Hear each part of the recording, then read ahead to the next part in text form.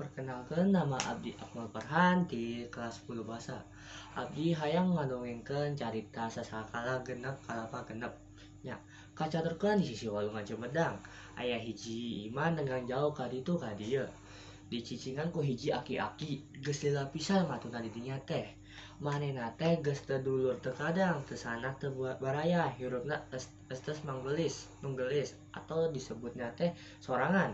Ari pagawean sapopoena si Aki teh ngahuma.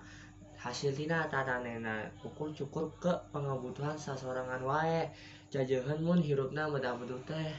Pikeun namanya penghasilan mungker si salse si Aki sok ngalalaok di walungan.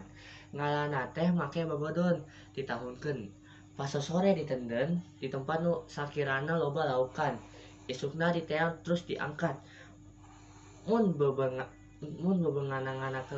keur loba lauk, si Aki teh sok digaringkeun saware keur bikinan lamun aya nu nganjang ka imahna.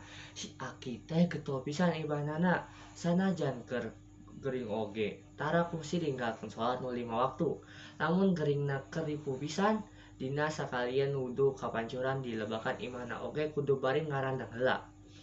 Si Aki teh hiji mangsa basa si Aki gering ripuh saentosna wudu teh teu kuatan balik deui ka imahna. Kabeneran wae pentingna aya nu ngobor manuk. Si Aki dipangku dibawa ka imahna terus diubaran ku pahimnum pamangan lame menang ngaleop. Di dinya mah si Aki teh rada jagger deui. Hiji waktu dina keur usum wiji atau hujan, lahan anu dicicingan ku si Aki teh kacaahan. Cai teh mani leban najan kitu. Manehna teh teu ganja-ganja ikatida di dinya. Tapi kala naek ka suhunan imahna, bari moal kalapa menang ngatetetkeun, kabehna aya genep. Ari maksudna teh mah bisi mah imahna teh laput kakeuan tu caah.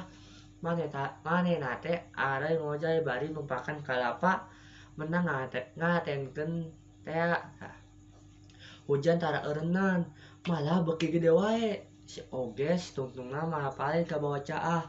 Untungna teh kusabab mawa kalapa teh tea, jadi awakna kabawa ngambang. Tah, si Aki tungtungna tepi ka muara walungan Cumedang. Dinya main caina teu pati tarik, da geus ngajumbleng manehna teh ngabose ka sisi. Alhamdulillah slamet.